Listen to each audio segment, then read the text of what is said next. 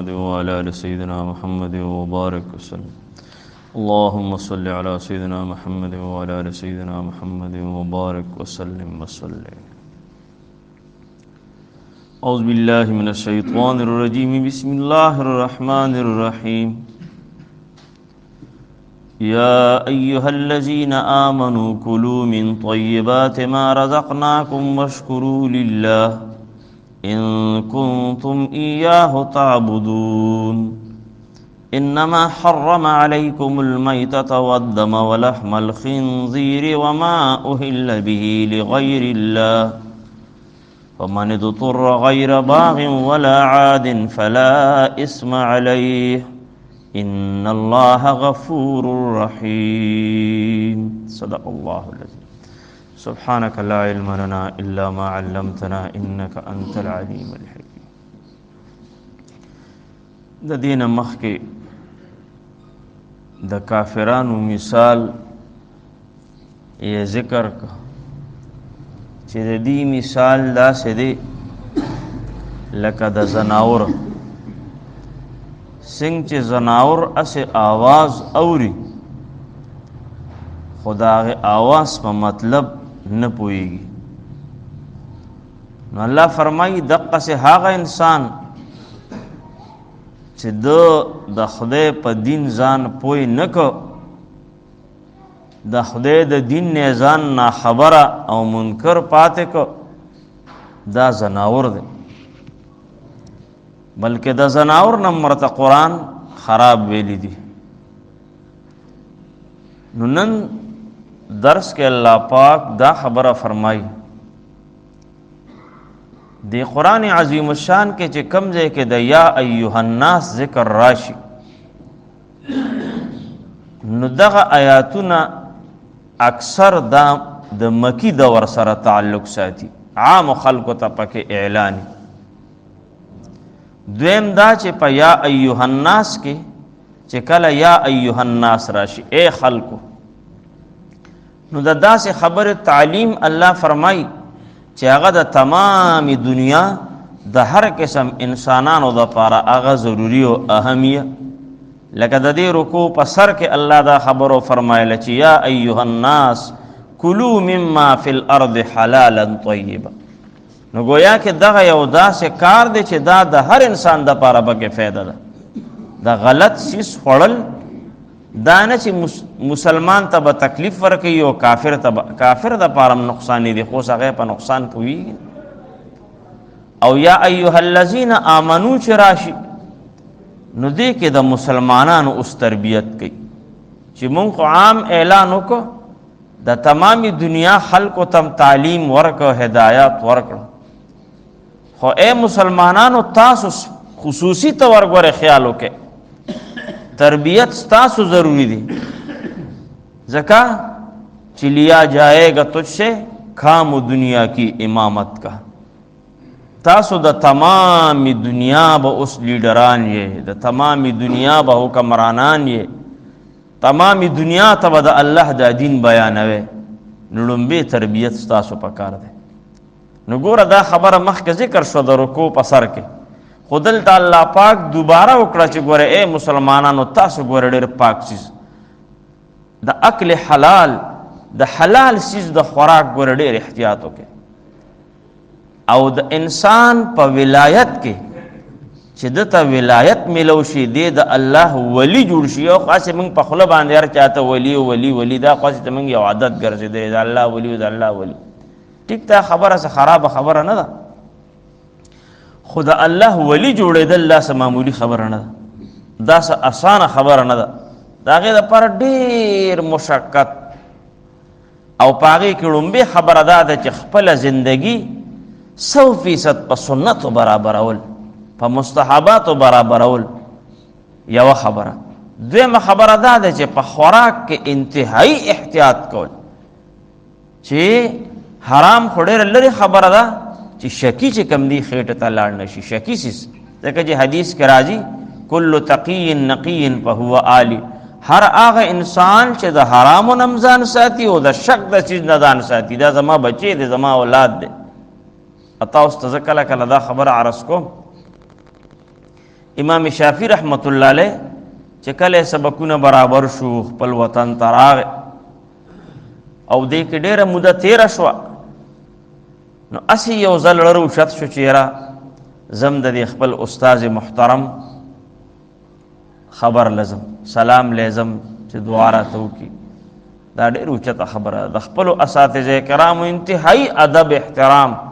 د هغې د ضروریاتو نه ځان خبرول، د هغې خدمت کول، دې سره د انسان ژوند کې، مال حال کې، عزت کې، عمر کې ډېر برکت او ډېر اضافه پیدا کی. نو امام شافعی رحمت الله علیه لاړ، ځان هغه لرې علاقه وه، ورسېد. استاد محترم سره الیک سلیک شو، ملاقات شو، استاد هم ډېر خوشحاله شو. نو ماسخوتن وی امام شافعی رحمت الله علیه چې ډوډۍ ورته کېښوده، نو ډېره ډوډۍ یې وخوړه. لکه څنګه چې انسان یو اندازه، نو چې کله انسان د هغه اندازې نه ډېر وخوري، نو یاري د پلانې سړی ډېره ډوډۍ وخوړه، نو اندازې مطابق نه سوا وخوړه. بیا ورته استاد خادم ته وی چې اوبه ورته کېده، که د شپې تهجد له پاسي او څه نفل ذکر تهجد کښې، نو اوبه ورته کېده. او استاد کمزورو بوډاو هغه ته کور ته لاړ. چې سار خادم راغلی دی، بالکل اوبه دقسې پرتې وي، نو هغه مانځله چې خادم راغی، نو بس دی خو بیا مانځله پاسېدلو سنتو باندې ولاړو، خو اوبه هقسې پرتې وي. هغه خپل صاحب ته اطلاع ورکړه چې صاحب اوبه ګورې نه دي استعمال شوي، هقسې پرتې دي. وی استاد یې لږ خفه غونته شو چې یاره دا خو د روټۍ هم ډېره وخوړه، او مطلب دا دی چې ده باندې جوړ غفلت راغی، ټوله شپه دغسې خوب یې وکړو، نو دا خو د ده په دغه کې فرق راغلی دی، تقوا کې، پرهیزګارۍ کې. نو استاد خو استاذ خامخا چې کله خبرې اترې شروع شي، ورته بچیا یو خبره کوم، خو خفه پې نه شي. وي چونکې ته خو زما شاګرد یې، او شاګرد مثال د بچي، او د بچي تربیت خلک خامخا کوي. تا ته ما اوبه ایښې وې د تهجدو دپاره، نو بېګا هغه هم اندازه داسې ده چې ته نه یې پاسېدلې، ځکه چې اوبه ټولې امانت پرتې وي. او دا بله خبره مناسب نه ده، خو لکه روټۍ هم دې د عام معمول نه ډېره وخوړه، نو دې سره غفلت راځي. بیا امام شافعي صاحب رحمت الله علیه ورته وي استاد جي، وي دا یو پټه خبره وه، خو زه تاسو ته بیا وکړم. وي تا چې خوراک را بار که، نو وی په دې خوراک کې دومره نورانیت الله ما ته ښکاره که، دونه نورانیت الله ما ته ښکاره که، دونه روحانیت چې ما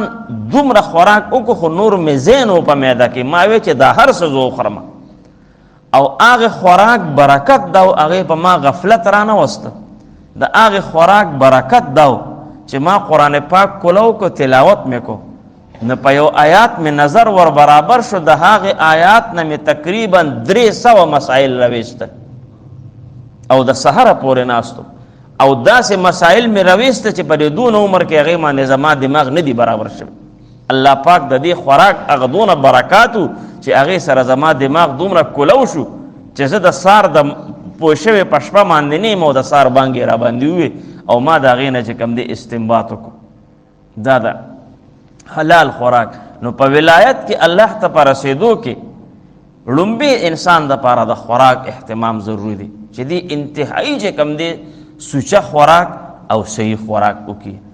او دا چې څومره تقوا ډېره راشي، پرهیزګاري ډېره راشي، کثرت ذکر الله ډېر راشي، نو دونه د انسان بیا شیشه ورو چې کوم دی نو هغه صفا شي. زمونږ حسین احمد مدني رحمت الله علیه باندې بعضې خلکو اعتراض وکړي، دا یو سیاسي مولا دی، بر صغیر پاک وهند کې د انګریز لوی دشمنو، او لوی په بر صغیر پاک وهند کې لوی محدث، لوی مفسر، لوی شخصیتو، خو وی چې یاره دا یو سیاسی مولا دی. نن سبا خو خلک سوچ بل شان دی، حالانکه قربانی دغه خلکو کړې ده. نو بهرحال نو هغې وله څه حرامو پیسو باندې څه میوه واغشته، څه په حلالو واغشته، هغې وله روړه غونډې ورته مخې ته کېښوده چې صاحب دا هم تاله روړې. ویل یاره زه کمزورې سړی یم، زه دونه خوراکونه نه شم کولی، دا اوس یې بچې په خپلې وخورې، بل چاله یې ورکړې. وي نه نه دا به خامخا اخلې. ناغه کم حلال پیسو باندې چې غشتونی بس هغه ته روچت کو چې بس زما د پاره دا ډیر دی بس دا باقی تاسو خور ني بس هغه ولا پخپو پرې وته سه پوینو غلطی را نه وشو. نو الله نن دغه خبره تعلیم راکړي چې مسلمانانو ګورې تاسو د خپل تربیت خیال وساتئ چې غلط چیزو نه خورئ، او دویم چې نعمتونه د الله استعمالوي د الله شکر ډیر زیات ادا کړئ. د الله په ناشکرۍ باندې چې کم دینو حدیث مبارک کې راځي چې اکل حلال یعنی حلال خوراک دا هغه حکم دی چې الله تعالی تمام انبیاء کرام تور کړل چې یا ایها الرسل کلوا من الطیبات واعملوا صالحا. بل ځای کې الله فرمایي چې اے زما تمام انبیاء کرامو حلال او پاک چیز خورئ او عمل صالحه کوئ.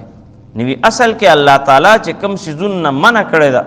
چې کوم شیز ته پلیت ویلی دي نو اصل کې داغي نقصان د انسان روحانی او جسمانی دواړه د تمیلاویږي.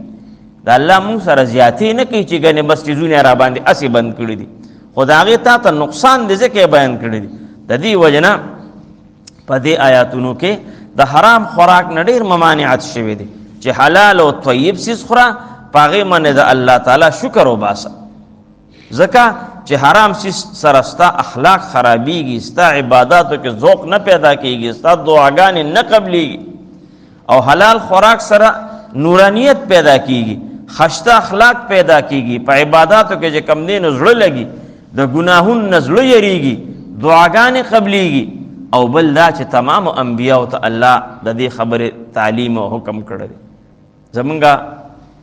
مولانا محمد قاسم نانوتوی رحمت الله علیه د دیوبند مدرسې چې کوم محتمم و بانیو نوی د دیوبند مدرسې نه بار یو بابا غیا خرصوله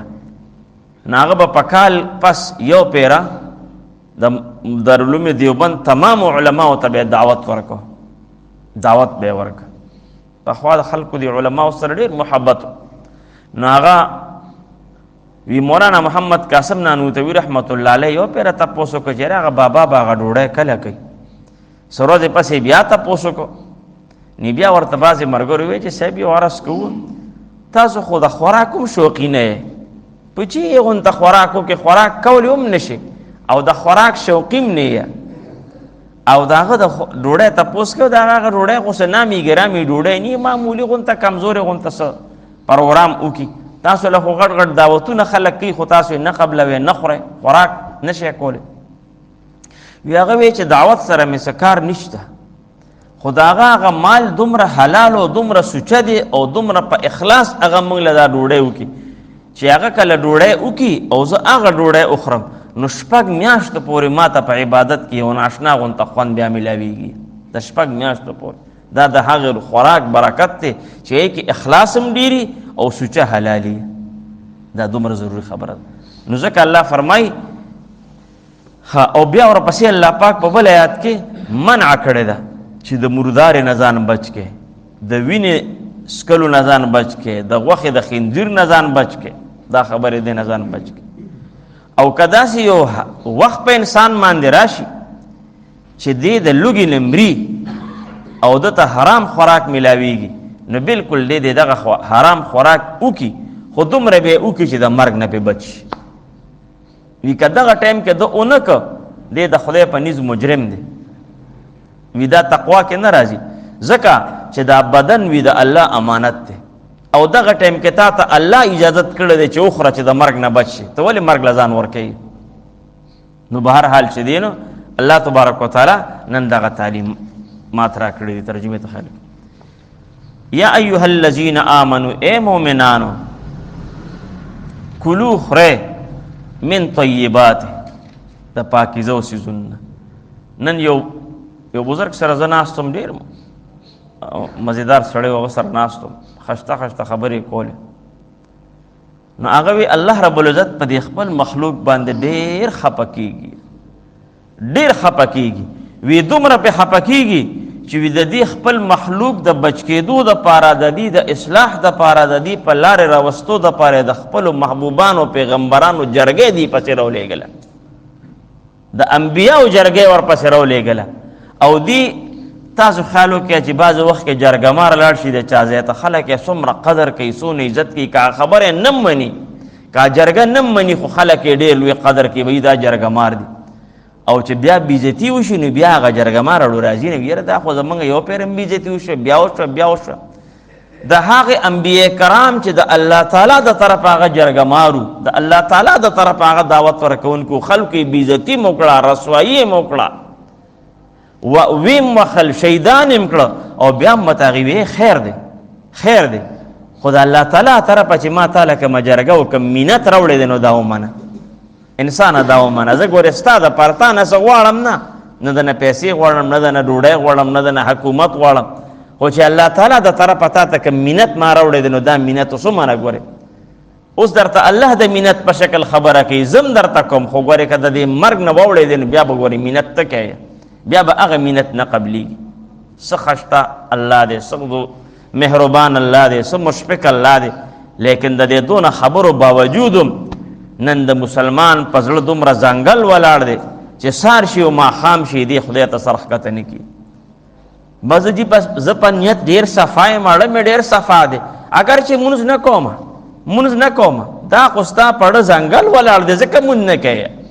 که ستا اړه صفا او خو تا به ډومبې مونځ کوه ستا په زړه کې د الله یره نشته د الله محبت نشته ځکه دی چې کوم دی داسې بالماضي په فخر سره شروع کړی ده الله فرمایي یا ایها الذین آمنوا ای مؤمنانو کلو خورئ من طیبات د پاکیزه څیزونه چې حلال می پردې حق نی ګورې د حرام زناور نی په حرامو پیسو دي نی اغشتې او چې استعمال امکانو صفا ستره حالت کې کوه ګنده څیزونه مه خوره او هسې عام دا ګنده څیزونه دا ګورې دا بزرګان نه خوښوي زنګ باباجي صاحب رحمت الله علیه هغه د وړو بولو دا تکلیف د مشرانو ته د زوړ عمر کې پیدا کېږي هیڅ هم دا تکلیف پیدا شوی خو یو ټایم کې ته مشر ډاکټر داسې ډېر خوش طبیعتي بیا ورسره کوله نو ورته وی مولوي صاحب وی ستا دننه بدن داسې دی لکه د 14 کالو دا لکه وینه دې صفا ده معده دې صفا ده ګردې دې ټیک دي پړپوس صحیح دی د دې وجه څه ده باباجي ته وی د دې وجه څه ده نو باباجي ورته وفرمایل چې ما په تمام عمر کې د بازار خوراکونه نه دي کړي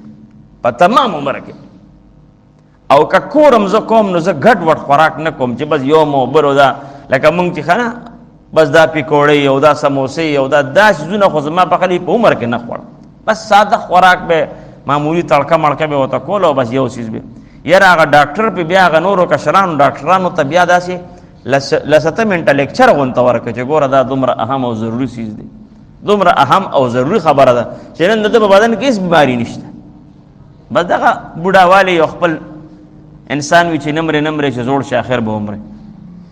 نو دین اسلام د دې خبرې مخالفت کوي چې تاسو ګډ وډ ګنده خوراکونه او چې لا روژه راشي یا مالک بیا خو ته به وایې چې کم دی پنجشیر ده واغشته کشمیر ده پته که بیا خو به که قرض یو که پوري او که خپلي او که پردي خو دومره به څیزونه راوړو چې یا خدایه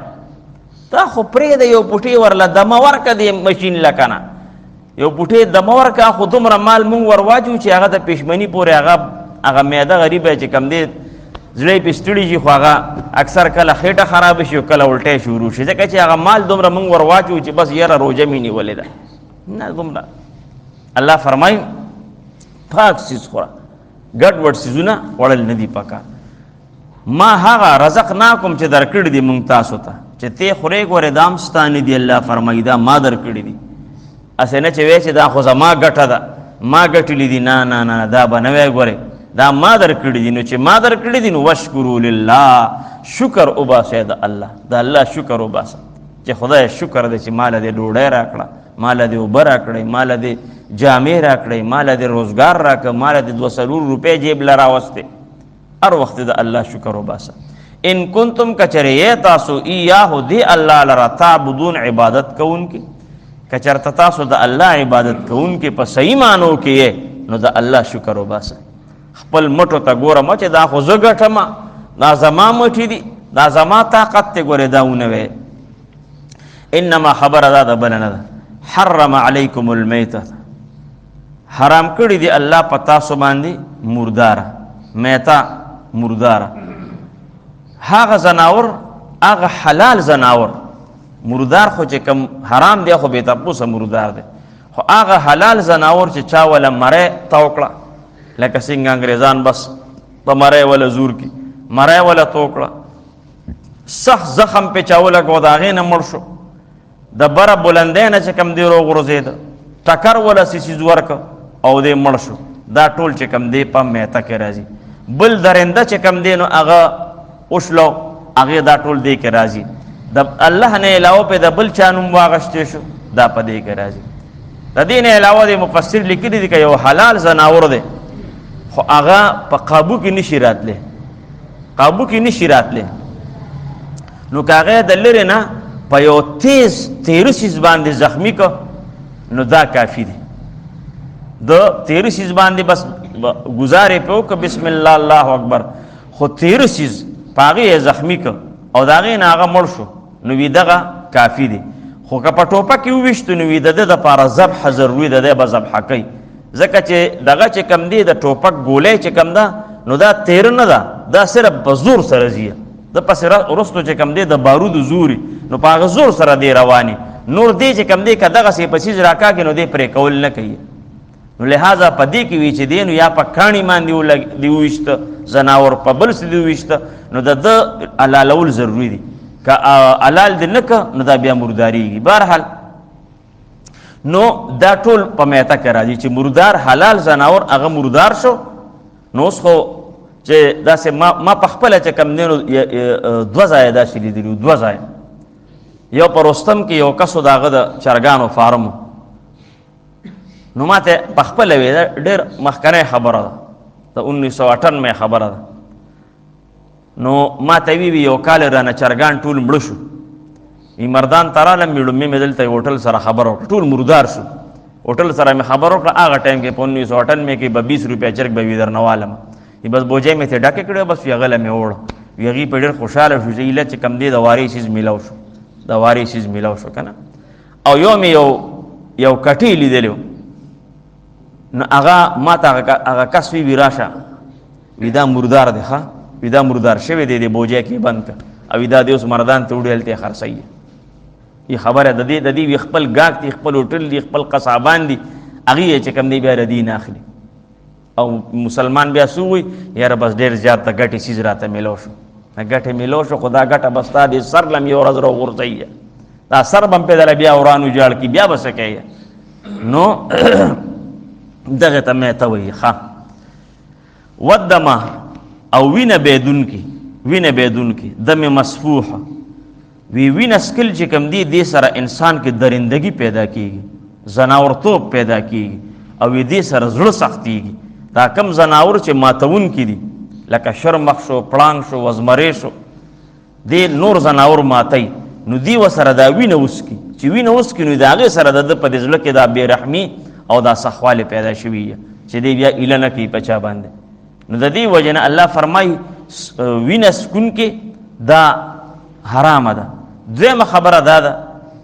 فکر وکړئ چې د دین اسلام تعلیم دا دی چې تاسو زناور علالوي نو انتهایی تیر شاړه باندې علال کې او د علالې په وخت کې په صبر مکوي بس ډیر سپیډ کې په لاسو چلوي نو دې کې دویم حکمت چې کم دی چې هغه د طبيبانو معلوم کړی دی هغه دا دی چې کله په تیر چاړه سره دی علال شي او لاس زر راخلی شي او د دا رګونه ډیر فوري کټ شي نو دې کې دوه خبرې دي یو دا چې دغه زناور هغه د احساس هغه دغه ختم شي نو دې ټوپو نه وای خو نور د تکلیف نه محسوسایي ټوپو نه وای خو تکلیف نه محسوسایي یو خبره ده دویمه خبره ده چې څومره دې په تیر چاړه باندې علال شي او د رګونه تیزه کې کټ شي او دا وینه سونه زور کې د بدن نه روزي نو ویدونه د بدن نه ټول زهري مادي چې کوم دي هغه د وینې سره بار شي زهريله مادي چې کوم دي هغه بار شي نو کوم زناور مردار شي نو هغه زهريات د په بدن کې پاتې شي نو هغه وینه بیا هغه وخه وغیرہ هغه بیا د صحت لپاره تبعی ده هغه بیا نقصان کوي دین اسلام چې کومه طریقه خوله ده ناغه نظر شم نو ځکه وینا بدون کې حرام کړی ده ولحم الخنزیر او غوښه د خنزیر. نو د خنزیر په حراموالي کې ډېرې خبرې دي. یو خدا لکه سپیم حرام دی، ګیدړم حرام دی، خرم حرام دی، ازمریم حرام دی، شرمخم حرام دی. خو د خنزیر خاص طور ذکر وکړو. وی د خنزیر په غوښه استعمال سره انسان کې بېغیرتي پیدا کیږي. وی واحد په زناورو کې دا یو زناور داسې دی چې دله په خپله ماده باندې غیرت نه ورځي. لکه مثال په طور یو ځای کې سپی ولاړ دی، هغه سره سپی ولاړه ده او په دغه دوران کې بل سپی راغی، نو دا یو سپی راولګي دی بل سپی سره په جنگ شي چې دا خو زما ملګری ده ته ولې رالی، نو دی جنگ شي هغه خپل ماده باندې ولا غیرت ورځي. وی واحد خنزیر داسې دی چې دله په خپل ماده غیرت نه ورځي. نو ځکه الله پاک دونه بد بیان کړی دی، دا انسان کې بے غیرتی پیدا کوي. نو اوس الله پاک ته په موږ حال رحم وکړي. په نن سبا تاسو ګوره څومره دا زنانه د خپل پردې او دغه خیال نه ساتي، نو دا گویا کې احتیاط پکار دی. دا د احتیاط پکار دی ځکه چې دې کې ګوره دا خبره ده چې آیا دې انسان له چې کم دی ولې غیرت په خپل زنانو نه ورځي چې دا د پردو سړو سره په جلسو کې او په دغه کې او په بازارونو کې او په څه کې چې کم دی نو بس هغه چغې چورې وایي او ګرځي راګرځي. دا نه دی پکار. جلسو کې زنانه ګرځي بیا وایي د زنانو بېعزتي وشوه، نو کېږي به نه. جلسو له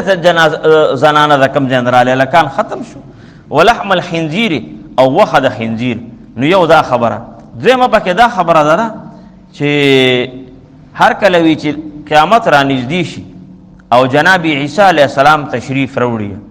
نو هغه به دوه کاره کوي. یو به صلیب مات کړي. دا صلیب نښه چې د عیسایانو ده که نه، دا داسې نښه ده. دا صلیب دا دې ځای کې د شادوګي لکۍ چې اچوي دا ټای، نو دا هم گویا کې د صلیب غونته نښه ده. نو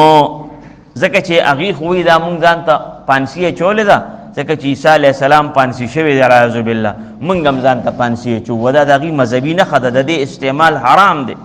سخته ګناه ده دغه ټای لګول. بهرحال نو یو به صلیب مات کړي، عیسی علیه السلام به راولګي د خلکو مخکې به صلیب مات کړي او خنزیر به قتل کړي. وی دې دواړو کارونو کې د عیسایانو ذلت چې کم دی مقصود دی چې تاسو صلیب استعمالوئ او دعوه د عیسی علیه السلام د تابعدارۍ کوئ، نو دغه دی هغه راولګي د ستاسو هغه صلیب یې مات کړ. او تاسو دعوه چې کم دی د عیسائی توب کوئ او د عیسی علیه السلام د تابعدارۍ کوئ او لګیا د خنزیران خورئ، عیسی علیه السلام به هغه چې کم دی نو ختم کی، قتل به کی. نو دا به گویا کې دی به په دغه باندې ذلیل شي. وما او هغه سیز حرام دی اوهل چې اغشت شوي به په هغې باندې لغیر الله، نوم د غیر الله د الله نه علاوه په د بل چا نوم اغشت شوي، نو دا حرام دی. فمن اضطر غیر باغ، هر هغه څوک چې محتاج کړه شو، مجبوره کړی شو خوراک د دې سیزونو ته، غیر باغ خو دې چې دینو یعنی سرکشي کوونکي نی، ولا عاد او نه د حد نه تېرېدونکي، نه عادت نیونکي. حرام خوراک ملاویږي، حلال نشته، سړی مړ کېږي. الله وی خیر دی وخوره، خو سرکشي مطلب دا دی چې راشه هسې راله الله اجازت را کړی دی، راشه اوس خو سمر لاندې اوسه یم چې ته دا شی چې ته نه دی خوړلی، او یا بیا هر وخت ځان ته بهانه جوړول او کله کله خوړل، نو دغه به بیا نه کوي. فلا اسم علیه، نشته هیڅ ګناه په ده باندې. ان الله بشک الله پاک غفور الرحیم، ډیر بخونکی دی او رحم کوونکی ذات دی. اعوذ باللہ من الشیطان الرجیم. یا ایها الذین آمنوا، اے مومنانو، کلوا خورئ تاسو من طیبات د پاکیزو څیزونه ما هغه رزقناکم چې درکړو دي مونږ تاسو ته، واشکروا لله، او شکر وباسئ د الله، ان کنتم کچریه تاسو ایاه خاص دی الله لرا تعبدون عبادت کوونکی. انما خبر دا برنه حرم حرام کړی دی الله پاک علیکم المیتة پتا سو باندې مردارا، والدم او وینه بيدونکي، او لحم الخنزیر او غوښه د خنزیر، وما او هغه احل به چې واغشتلی شي پاغې باندې نوم لغیر الله د غیر الله. فمن اضطر، پس هغه څوک چې مجبور کړی شو د خوراک د دې څیزونو ته، غیر باغ او د سرکشي کوونکو نو، ولا عاد او نه د حد نه تېرېدونکو، نه عادت نیونکو، فلا اسم علیه، نشته هیڅ ګناه په ده باندې. ان الله بشک الله پاک غفور الرحیم، ډیر بخونکی دی او رحم کوونکی دی. صدق الله العظیم. ان الله وملائکته یصلون علی النبی یا ایها الذین آمنوا صلوا علیه وسلموا تسلیما. اللهم صل علی سیدنا محمد وعلى آله وسلم. اللهم صل علی سیدنا محمد وعلى آله وسلم. اللهم صل علی ادا امام سے بغا خا اغا اما دې اجي سے مرته دا خبره سپجي سے یاد کړو دې مرته یاد کړو وځه منګم داسې مازغدي چې یو خبره یو زینو بن تاسو ته دا خبر عرض کوله چې هغه امام صاحب رحمت الله تعالی علیه چې کعبه شریفه ته بیت الله شریف ته لاړ او پړمنی ځلمانه نظر ولګید نو موږ دغه خبره کوله چې پاغي نظر لمنی ولګی نو دعا قبليږي دا حدیث مبارکونه ثابت ده. نو امام صاحب رحمت الله علیه دعا وکړه دا لوی خلکو لوی خبرې کنه دعا وکړه خدای پاک ما مستجاب الدعوات وګرځوا بجای د دې چې پسونو دعاګانې کيو بس دا یې وړه او مختصر دعا وکړه وی خدای ما مستجاب الدعوات وګرځوا مستجاب الدعوات دیته وي چې رب زه کوم دعا کوم هغه زما قبلوا هغه زما قبول کړه رب چې کوم دعا کوم هغه زما قبول کړه ناشنا غونته دغه په هر حال چې دینو الله رب العزت ته د حرمین شریفینو دا زیارتونه زمونږ بار بار نصیب وګرځي او امام صاحب رحمت الله علیه خاصم درجات اوچت کی همغه په خپل یې سواچو چې الله دې ورته نورم درجات اوچت کی ځکه چې ډېر لوی احسان مونږ سره کړی ډېر لوی احسان مونږ سره کړی والله العظیم مونږ خو پرېدا مونږ خو حیثیت نه لرو خدا شان ورشه کشمیری رحمت الله علیه غونته سړی او د زمون په دور کې بیا د شیخ حسن جان صاحب رحمت الله علیه غونته سړی دی به دا خبره وی کوله چې یره کده امام ابو حنیفه تابعداري نه وي نو شیخ حسن جان صاحب چې حسن جان به بالکل په دین کې ړوند بیا به تاسو نه ښکارید او شان ورشا کشمیری رحمت الله علیه چې هغه ته به چلتی پیرتی کتابخانه وي چې څومره کتابخانه کې کتابونه په زرګونو پراتو ټول ورته یادو وی هغه به چې کا د امام صاحب تابعداري نه وي نو کشمیری به بالکل ړوند دومره لوی احسان او جدا بدبخت خلق ته چې هغه مخالفت کی هغه د هغه خپل سوچ دي الله دې عمل توفیق اللهم ارحمنا وصلى الله تعالى على خير خلقه محمد واله واصحابه اجمعين برحمتك يا رحمن